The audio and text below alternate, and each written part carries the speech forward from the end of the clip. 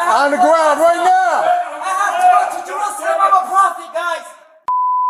I'm a prophet, people. I'm a prophet, people. Please, I gotta go to Jerusalem. Send off. Kill me. Drop the knife. Kill me. I tried once, it didn't work. Kill me. Don't be scared of me. I'm a prophet, bro. Police officer, so it's a little What bit am I different. doing wrong, officer? You got a call for that. Am I using it? It's no blood. It's a treasure. You can look at it. It's not a weapon, sir. So I can look at it? It's not a weapon, sir. It's not a weapon. It's not a weapon, sir. It's not a weapon. It's not a weapon. It's clean. It's clean, but it scares the... It's clean. I'm not holding it or anything. I know. We are allowed to open carry. Not in the airport. I'm not on the airplane, sir. Not in the airport. On July 8, 2024, Cleveland Division of Police responded to a suspicious person call at Cleveland Hopkins International Airport. What followed raises three distinct legal questions: the lawfulness of the weapon, the adequacy of the seizure, and the reasonableness of force applied to a person in mental health crisis. The first question is whether the subject's knife was lawful at this location. Ohio generally permits open carry of knives with no statutory blade length restriction. However, Ohio Revised Code Section 2923(1)22 prohibits deadly weapons within airport facilities. The statute's reach turns on location. The public landside terminal, before TSA screening checkpoints, occupies a legal gray zone that state courts have not definitively resolved. Officers on scene were not required to resolve that ambiguity before acting. A visible weapon combined with non-compliance satisfied the threshold for an investigative detention under Terry versus Ohio. Okay. Excuse me. Excuse me. What? Excuse me. You got another knife on you. Excuse me. Turn around. Excuse me. Turn around. Excuse me. Excuse me. Watch out. Watch out. You watch out. Watch out. Watch out. Watch out. Watch out. Get on the ground. On the ground right Get now. on the ground. Watch Get on the out. ground. Get on the Get on the ground. Watch out. Watch out. Watch out. I'm being peaceful. I'm being peaceful. I'm being peaceful. I'm being peaceful. No, you're not. I'm being peaceful. No, you're not. I have You are. You get on the ground. It's an emergency. Get on the It's an ground. On the ground. emergency. On the ground right now. I have to go to Jerusalem. I'm a prophet, guys. Get on the Prophet, ground. people. I'm a prophet, people.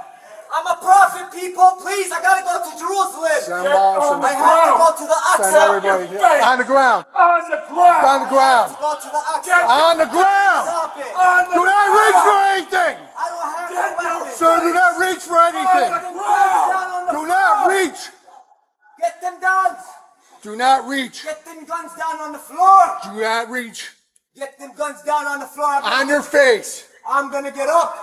Turn Put around. them down. Turn around. Put them down now. Turn around. Put them down. Turn around. Put them down. Turn around. I got my hands behind my back, so put them down. Turn around. You turn around. There's an emergency overseas and I need to go there now. Turn around. Please. Turn around. That's it.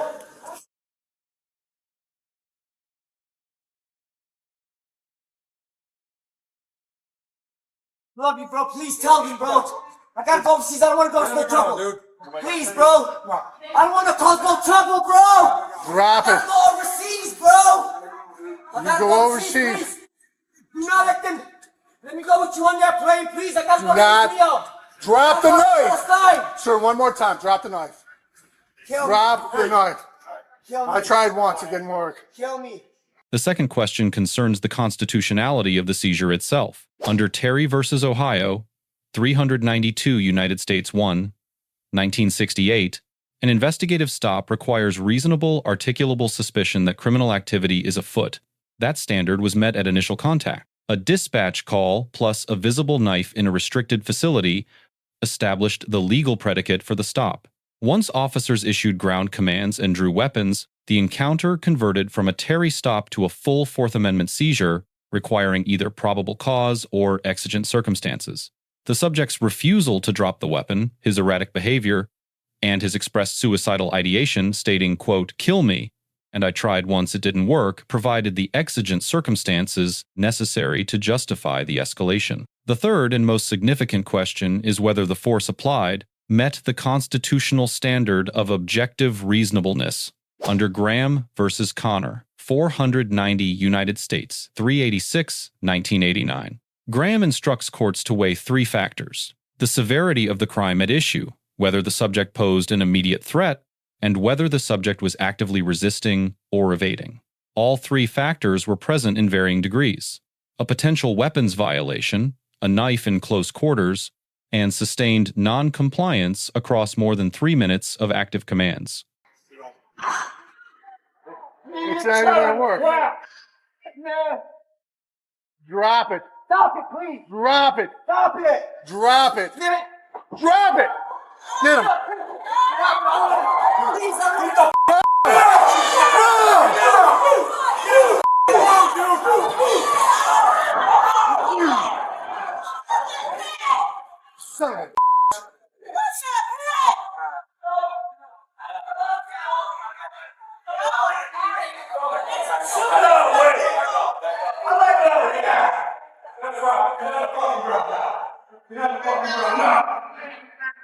Get him.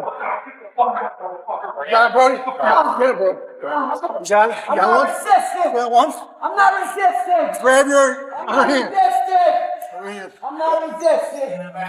I'm not resisting.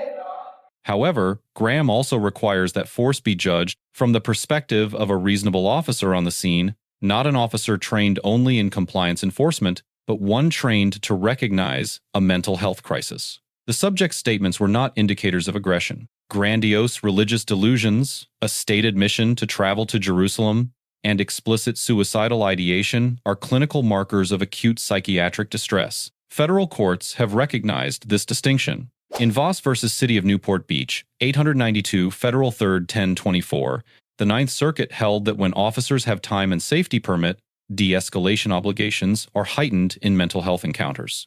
While the Sixth Circuit, which governs Ohio, has not adopted as expansive a rule, the principle is codified in Cleveland Division of Police Policy and in the International Association of Chiefs of Police Model Framework. From initial contact to the first ground command, approximately 45 seconds elapsed. No crisis intervention team officer was audibly requested. No attempt to establish rapport or name. An acknowledgement of distress is captured in the record. That gap matters legally. In Champion v. Outlook Nashville, 380 Federal 3rd 893, 6th Circuit, 2004, the court held that continued force after a subject is no longer actively threatening may itself constitute a Fourth Amendment violation. Officers here did not cross that threshold. The subject remained armed and non-compliant until physical restraint was achieved. But the speed of escalation, absent documented de-escalation effort, is a point of legitimate constitutional scrutiny. The subject's post-restraint statements that he was not resisting, that he loved the officers, that he was himself a police officer, are not legally determinative of the force question, but they are relevant to the civil liability analysis. Under 42 United States Code Section 1983, a plaintiff may bring a civil rights claim for use of excessive force. Qualified immunity would shield officers only if the constitutional right violated was not clearly established at the time of the conduct. Given the volume of Sixth Circuit precedent on mental health crisis encounters and the explicit suicidal statements made before force was applied, a qualified immunity defense in this case would face meaningful challenge. Ohio Revised Code Section 5122.10 authorizes officers to transport a person to a hospital for emergency evaluation when that person appears mentally ill and represents a danger to themselves or others. Both criteria were met before physical force became necessary. The failure to initiate that process earlier in the encounter is the central institutional question this footage raises. They're trying to change me into a dog! They're trying to change me into a dog! They're trying to change me into a dog! Knock him out. All right, whatever you gotta do. Sit up.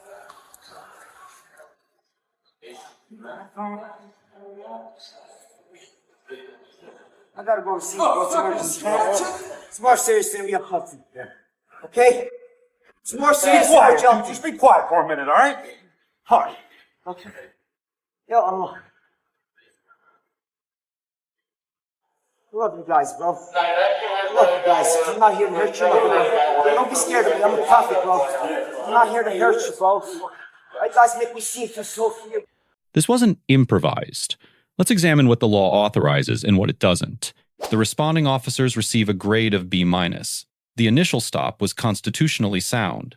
The decision not to deploy lethal force against an armed, non-compliant subject reflects professional restraint that must be acknowledged. The deduction stems from the pace of escalation and the absence of documented crisis intervention protocol, which fell short of both department policy and the heightened standard applicable when mental health indicators are present. The subject receives a grade of C+.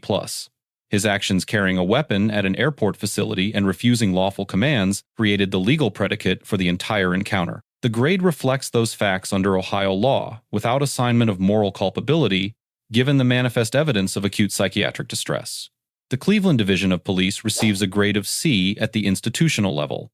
The outcome, no lethal force, is a significant positive. However, the absence of a mental health response protocol for a 4:28 in the morning airport call reflects a systemic gap that this footage makes visible. 3 lessons emerge from this encounter for law enforcement practice and legal analysis. First, suicidal ideation changes the force calculus.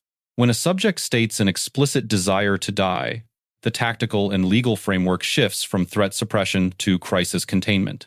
Time spent on verbal engagement is not time wasted, it is constitutional compliance. Second, location matters in weapons law. Officers should be trained to distinguish between restricted and unrestricted zones within airport facilities under Ohio Revised Code Section 2923(1)22. A confident assertion of law that is factually uncertain undermines the legal foundation of any subsequent arrest. Third, civil liability follows procedural gaps. The absence of documented de-escalation effort and CIT activation does not automatically establish liability, but it removes the institutional evidence that would support a defense. Documentation is not a bureaucratic formality, it is legal protection. Let us know if there is an interaction or legal topic that you would like us to discuss in the comments below. Thank you for watching, and don't forget to subscribe to our channel for more content on police court interactions.